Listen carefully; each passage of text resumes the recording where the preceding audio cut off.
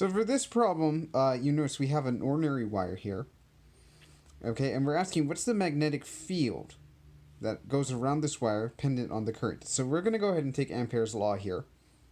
Okay, which is the permeability of free space times the current divided by 2 pi and then the distance, okay, between where you are and the wire. So this is going to be the R, the radius of that circle that you make.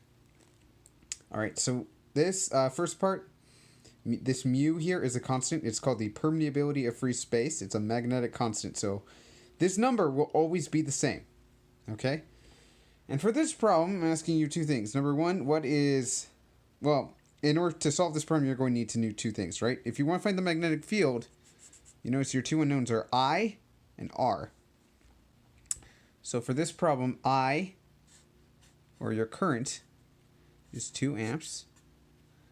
And then your radius, or how far you are from the wire, is 2 centimeters. Now obviously we're going to have to change this to meters. So I'm going to convert to 0.02 meters. Okay, and now we can go ahead and start plugging everything in. So let's go ahead. 4 pi times 10 negative 7 times 2 amps divided by 2 pi, and then after 0.02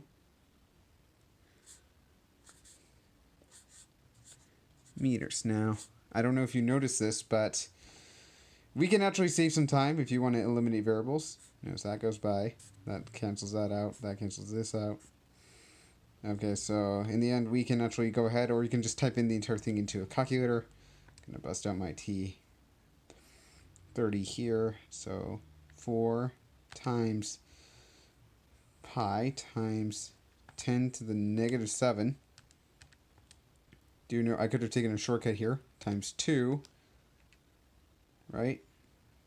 Divided by, and I have to be sure everything's in parentheses, 2 times pi here. And do note, this will make our circle around the entire wire, times 0.02. Okay, and notice this is 2 to the 1, 2, 3, 4, 5 decimal places. So my B here is 2 times 10 to the negative 5 Teslas. And remember that Teslas is the unit for the magnetic field.